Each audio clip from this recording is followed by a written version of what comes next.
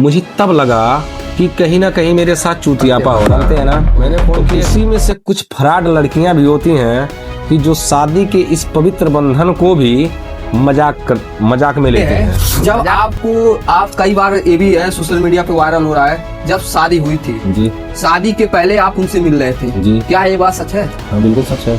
जब सच है तो आपको ये शादी से पहले पता नहीं लगानी चाहिए लड़की के बारे में, लेकिन आप ऐसा क्यों नहीं पता लगाए? तो आप नमस्कार दोस्तों, आपको हमारे चैनल पे स्वागत है। आज मैं महाराजगंज जिले के एक ऐसे व्यक्ति से बात करने वाला हूं जो पूरे सोशल मीडिया पे छाए हुए हैं। आज उनसे बात करेंगे, उनके बारे में पूरी डिटेल जानेंगे, उनकी इस समय आज सोशल मीडिया पे वो चर्चित है। क्या ऐसी बात है उनके बीच में ऐसी स्थिति आ गई है, ऐसे लोग, समाज के लोग उन्हें आज जान रहे हैं।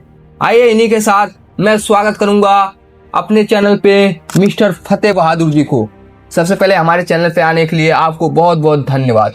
आपकी सोशल मीडिया पे कई ऐसी वीडियो वायरल हो रही हैं, हाँ। शादी की वीडियो लेकर जी, इसके करीब आप कई वीडियो भी आप भी बना के वायरल कर रहे हैं जी। इसके बारे में आप क्या कहना चाह रहे हैं? पर सबसे पहले आप अपना परिचय दे दीजिए। तो नमस्कार, मेरा नाम फतेह बहादुर सिंह है और मैं महाराजगंज जिले का रहने वाला हूँ। ग्राम पिपरा रसूलपुर है, जो कि आज भैया के माध्यम से हमको आज मौका मिला है और अपना पूरा बात रखने का हक है। और इससे पहले जो भी मतलब समाज में छवि खराब हुई है मेरी, वो तो बात की बात है, लेकिन क्या भारत में महिलाओं को केवल अधिकार है अपनी बात रखने का? मैं आपके माध्यम से जानना चाहूँगा। तो क्या महिलाएं हैं केवल पीड़ित हैं कि पुरुष भी पीड़ित हैं? हमको जब कोर्ट गए तो हमको वहाँ से जाने से केवल एक ही चीज़ मेरे मन में आई। मैं ज़्यादा पढ़ा लिखा तो नहीं हूँ, लेकिन हाँ ये है कि जितना पढ़ा लिखा हूँ इससे यही समझ में आया कि भारत में पुरुष होना एक गुनाह है, क्योंकि वहाँ पर कोई सुनवाई पुरुष ने जारी रखी है। मैं सवाल ये करना चाहता हूँ, आपकी शादी को कब हुई थी और सगाई कब हुई थी, इसके बारे में थोड़ा बता दीजिए ताकि हमारे जो भी हैं उनको। जी जी जी। तो मेरा जैसे शादी तय हुआ था 16 नवंबर 2024 को तय हुआ था। जी बिल्कुल। और 16 जनवरी 2025 में मेरा एंगेजमेंट का डेट रखा गया था, जो कि NH29 कंपियरगंज में है। वहाँ पर बुक किए थे हम लोग, जो कि पहली बार फ्रॉड मेरे साथ वहीं पर हुआ। जैसे जब हम उसको बुक कर दिए तो मेरे ससुर जी बोले थे, सच्चिदानंद सिंह जी, जी ऐसा है कि आपका ससुर का हाँ, जी का नाम है सच्चिदानंद सिंह जी। अच्छा। तो उन्होंने कहा कि ठीक है, ऐसा है, आप बुक कर दीजिए, पेमेंट जो भी है हम करवा देंगे। हमने कहा ठीक है। आखिर पेमेंट किस चीज का था उस बीच में? पेमेंट इस था कि जैसे होटल का जो बिल है, हाँ, बुक करने का लगभग 70 से 80 लोग वहां पर गए थे, तो सबके लिए खाना पीना, 2-3 बार पकौड़ी और 2 बार कॉफी और डेकोरेशन जो भी था वो लड़की पक्ष वाले ही देते हैं। तो जब एंगेजमेंट हमारा धीरे धीरे हुआ, तो जब हो गया तो मेरी वाइफ रितु सिंह और हमारे ससुर सच्चिदानंद सिंह और हमारी जो सास थी शशिकला सिंह एक कोने में मुंह लटका के बैठे थे। अब बोले कि बाबू एक दिक्कत आ गई। हमने बोला क्या? तो उन्होंने हमसे पूछा। तो हमने जब उनसे पूछा तो मुझे लगा सर कि ऐसा है कि पहली शादी इनके घर में है, तो इस वजह से नर्वस इस वजह से नहीं थे। नर्वस किस वजह से थे आप? नर्वस इस वजह से थे, ये बोले कि हम जहाँ से पैसा व्यवस्था किए थे वो पैसा हमारे पास मिल नहीं पाया, वो पैसा 2 दिन के बाद आएगा। जी। मैं तो टेंशन में आ गया। अब बताइए मेरा वहाँ प्रतिक्रिया क्या होना चाहिए? अब खुद सोचिए। प्रतिक्रिया यही रहना चाहिए, आप तो खुद वहाँ पे थे, आप ही बता सकते हैं आपकी प्रतिक्रिया क्या रही होगी। तो मुझे लगा कि पैसे की वजह से अगर किसी की इज्जत चली जाए तो ये हमारे हिसाब से या जो सामाजिक लोग हैं उनके हिसाब से अच्छी बात नहीं है। तो हमने इनको, वहाँ का बिल टोटल बैठा था लगभग 85,000 के समथिंग। तो इन्होंने कहा कि पैसा दिलवा दीजिए, हम 2 दिन के बाद दे देंगे। तो हमने कहा ठीक है। तो जिस गाड़ी से आया था उसका भाड़ा भी ये लोग नहीं दे पाए थे अभी तक। तो इन लोग का कहीं ना कहीं मंसूबा था पैसा लूटने का। तो हमने वहाँ पर अपने दोस्त से 1 लाख रुपया उस समय मंगाया और 85,000 रुपया ना गिनकर हमने टोटल इनको 1 लाख रुपया दिया, जो कि हमारे पास फोटो भी है और ऑडियो रिकॉर्डिंग और वहाँ का बिल भी है, जो कि GST सहित है। जी। आगे ये है, जब आप कई बार ये भी है सोशल मीडिया पे वायरल हो रहा है, जब शादी हुई थी, जी शादी के पहले आप उनसे मिल रहे थे, जी, क्या ये बात सच है? हाँ बिल्कुल सच है। जब सच है तो आपको ये शादी से पहले पता नहीं लगानी चाहिए लड़की के बारे में, लेकिन आप ऐसा क्यों नहीं पता लगाए? तो आपको क्या लगता है कि हमने बिना लड़की का पता लगाए ही शादी कर लिया होगा? नहीं लगता है, तभी नो आपने ऐसा गलती किए। लड़की आपको धोखा इसलिए नहीं दी। बिल्कुल बिल्कुल, धोखा इसलिए दी पाई ना कि मैंने उस पर विश्वास किया। आज जो कि हर एक लड़का जब शादी होता है, देखिए मेरे हिसाब से प्यार और अफेयर लगभग सबका होता है शादी से पहले। ऐसा कोई व्यक्ति नहीं है 90% की जिसका कहीं ना कहीं किसी से प्यार ना हो। लेकिन बहुत से माताएं बहनें या जो भी हैं देख रही हैं हमारे माध्यम से, वो सब प्यार करती हैं।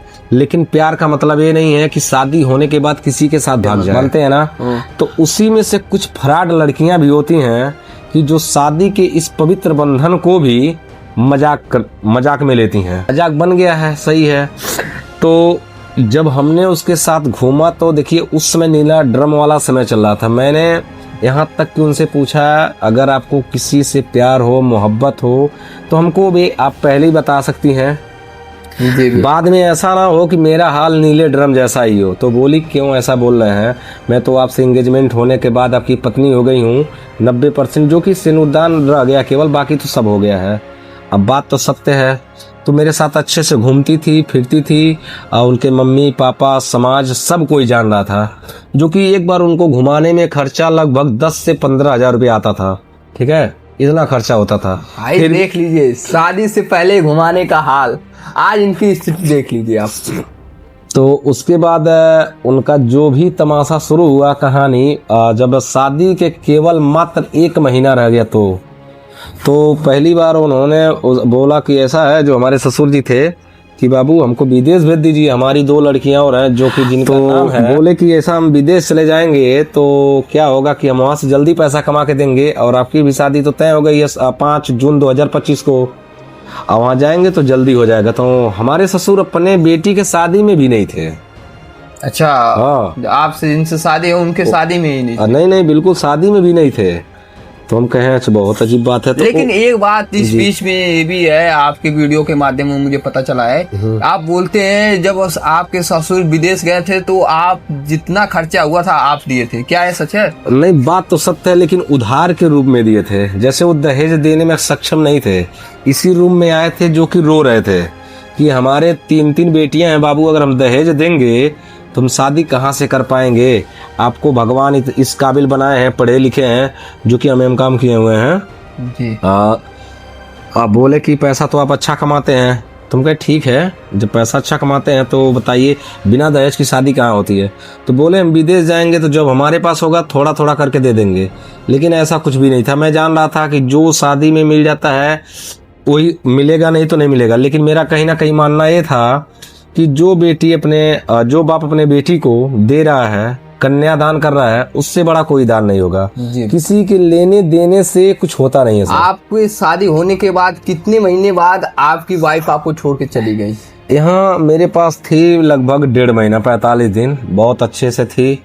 और शुरुआती दौर में लगभग 10 दिन हमारा उसका मतलब जो भी था रिलेशन अच्छा नहीं था, क्योंकि मुझे लगता था कि मतलब लड़की नर्वस है तो इस वजह से हो सकता है। लेकिन ऐसा कुछ भी नहीं था।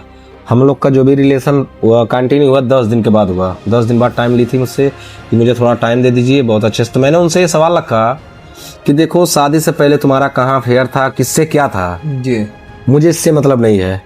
आज शादी होने के बाद तुम मेरी धर्मपत्नी बनी हो। आज के बाद ऐसा कोई भी काम मत करना कि जो मेरे आंखों में आंसू या मेरे प्रतिष्ठा मान मर्यादा पर आंच आए। आपको डरने की जरूरत नहीं है, जो भी बातें हो मुझसे खुल कर शेयर कर सकती हो। अब इस क्षण से आखिरी क्षण तक तुम मेरी पत्नी, और ऐसा कोई भी ना काम करना कि मुझे समाज में अपना सर नीचा करना पड़े।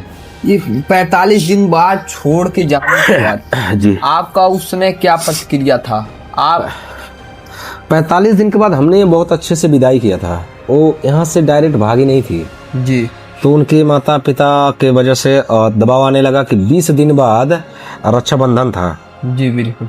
तो बोली कि हमको जाने दीजिए, 20 दिन की बात है, मैं भी थोड़ा घूम लूंगी और उसके बाद आऊंगी। तो हमने भी कहा ठीक है। तो जब जाने लगी तो मेरे मन में एक सवाल आया, जैसे 3 बैग जो ट्रॉली बैग होता है उसमें भर कर लगभग सारी साड़ियाँ वगैरह भर रही थी। तो कहीं ना कहीं मुझे कुछ गेस ऐसा लग रहा था, लेकिन मुझे लगा कि ये ऐसा नहीं है कुछ। मैंने बोला कि इतना साड़ी वगैरह क्या कर रही हो? तो कर रही है मैं एक दिन में केवल 1 साड़ी पहनूंगी। 21 दिन रहना, 21 साड़ी पहनना है। आज जो कि 21 साड़ी हम उनको वहाँ पर दिए भी थे चढ़ावा में। सारा साड़ी वगैरह पैक करके बहुत अच्छे से गई, जो जेवर था या जो भी चीज़ें थी। 22-23 गत्ता मिठाई, 2-2 हज़ार रुपये किलो को जो मिठाई खाती थी, ये जो हम लोग खाते हैं ये सब नहीं खाती थी। 2,000 रुपये किलो का, 1,600 रुपये किलो का मीठा कौन सी मिठाई थी ऐसी? जैसे काजू कतली, काजू बर्फी, जो कि रक्षा स्वीट है, या तो राहु रेस्टोरेंट में मिलेगा। अच्छा, रक्षा से उससे हाँ, इस टाइप का मीठा उसे चाहिए था। 5 स्टार। हाँ, जैसे यहीं पर आकर लड़कियां दिखाती हैं अपने जब ससुराल जाती है कि मैं बहुत हाई फाई हूँ, लेकिन ऐसा कुछ भी नहीं था। उसके घर केवल 2 टूटा साइकिल है, एक छोटा है एक बड़ा है, वो भी एक 8 साल पुराना होगा, एक 10 साल। शादी में मैंने खुद उसको अपने घर का HF डिलक्स, जो देखे हमारे घर 3-4 गाड़ियां हैं, उसमें से एक गाड़ी उसके घर भी दिए थे। आपको शादी में बुलेट दिया गया है, तो आप शादी के माध्यम से आप पता कीजिए कि अगर बुलेट दिए थे, जो शादी लगाया था वो भी झूठ नहीं बोलेगा। और जो शादी में आ गए थे लोग, या हमारे ग्राम सभा में किसी से भी पूछ सकते हैं, या उसी के गांव से भी, तो जब शादी में लोग देते हैं तो बुलेट तो द्वार पे खड़ा ही होता है। जी जी बिल्कुल। जिसके नाम से वो बुलेट निकाली थी, मान लीजिए हमारे नाम से या अपने ससुर जी के नाम से, तो बुलेट का फोटो भी होगा, पर्ची भी होगा, रसीद होगा। सही है ना? सही बिल्कुल। तो ये बताइए, जो मुझसे शादी के पहले धीरे धीरे करके 5.5 लाख रुपया उधार लिए हो, जो कि मेरा ऑनलाइन ट्रांजैक्शन आप देखे होंगे, कुछ कैश भी था, जो कि सारा प्रमाण, ये तो झूठ बोलेगा नहीं। जी जी। तो ये बताइए, जो शादी से पहले दामाद का पैसा खा लिए हो, देने का मनसा ना हो, वो मुझे बुलेट दे पाएंगे? आप आए मेरे घर, बुलेट था? नहीं, बुलेट तो नहीं देखा। नहीं था बुलेट ना? ये बताइए, अगर बुलेट होता, बुलेट कहाँ चला जाता? लेकिन एक चीज मन में सवाल उठती है, आप तो इतना भी मतलब गंवार भी नहीं है, बिल्कुल, लेकिन शादी से पहले आप पहले ही पेमेंट करना चालू कर दिए। तो पेमेंट करने का एक कारण और भी था। क्या? जैसे जब शादी बचा हमारा लगभग 12 या 13 दिन जी, तो हमारे ससुर वहां से फोन की, बाबू शादी को लगता है पोस्टपोन करना पड़ेगा। तो मैंने बोला ऐसा क्यों? सारी तैयारियां हो चुकी, नात बात जान चुके हैं, उसके बाद कार्ड भी हो चुका है जी। तो ऐसा क्यों? तो बोले कि मैंने जहां से पैसा व्यवस्था किया था, सच्चिदानंद सिंह जी बोले, हमारे ससुर जो जी, कि ऐसा है, वो व्यवस्था हो नहीं पाया। बाबू आप तो सूद पे पैसा बांटते हैं और आपका रेपुटेशन भी बहुत बढ़िया है, तो ऐसा है आप कहीं से पैसा हमको दिलवा दीजिए, और जो कि शादी के बाद हम 20,000 रुपया महीना करके आपको धीरे धीरे भर देंगे। तो मुझे बहुत बुरा लगा। मैं 1-2 दिन बोला मुझे टाइम चाहिए। जी। मैंने सोचा समझा, और जो शादी लगाए थे उनसे भी बात किया, तो बोले ऐसा है बाबू, अगर हो पाए तो आप कर दीजिए, आप पैसा तो देंगे, मान लीजिए बेटी दे रहे हैं बाबू, आप पैसा तो किसी को भी घट सकता है। तो मैंने बोला उनको इतना पैसा जरूरत ही कहाँ पर है, ना मुझे कुछ दहेज दे रहे हैं ना कुछ भी दे रहे हैं। एक अंगूठी भर मिला था, जो कि 5 या 6 हज़ार का था, उसमें वही भर हमको मिला था। तो मैंने इनको बोला ठीक है मैं पैसा दूंगा, लेकिन एक ही बार नहीं, जहाँ जरूरत रहेगा वहाँ दूंगा। तो बोले ठीक है। तो इनको जहाँ जहाँ जरूरत था, मैंने तरह तरह के अकाउंट में, जैसे एक बैंक का मेरा लिमिट था 1 लाख रुपया था, तो मेरे अपने मैनेजर के माध्यम से, गौरव चौहान के माध्यम से, मेरा भतीजा था जो इसमें नहीं है, एक्सपायर हो चुका है, आर्यन, उसके खाते के माध्यम से मैंने इन लोग को कहीं 50,000, 50,000, 20,000, 8,000, 12,000 ऐसे करके 20-20 हज़ार के क्रम में मैंने इनको पैसा भेजा। जो जरूरत था वो दिए, और जो कि लास्ट 2 दिन रह गया, तो क्या पता चला ये लोग जो बेड लेने वाले जाने वाले थे, वहाँ पर उसको 10,000 देने वाले थे। उसने फ़ोन किया कि हम बेड नहीं दे पाएंगे। तो मेरा बहुत बढ़िया पकड़ है, कंपेयरगंज में दुर्गा फर्नीचर, शायद आप लोग जानते होंगे। जी जी जी। मैंने वहां पर इनको उधार के रकम पे अपने ही बेस पर दिलवा दिया, बेड भी, बेड मसारी जो भी था, ड्रेसिंग ये वाला और ये सब दिलवा दिया इनको। इसके मनसा ही इन लोग का था शुरू से ही लूटने का। ये तो जब यहाँ से नैहर अपने चली गई, मुझे तब लगा कि कहीं ना कहीं मेरे साथ चूतियापा हो रहा है। मैंने फोन किया कैसा है, तुम वापस आओ। जी, मैंने फोन किया तो उसके पिताजी बोले ऐसा अभी जाएगी नहीं, अभी रिकॉर्डिंग भी आपको मैं एक दे दूंगा क्लिप,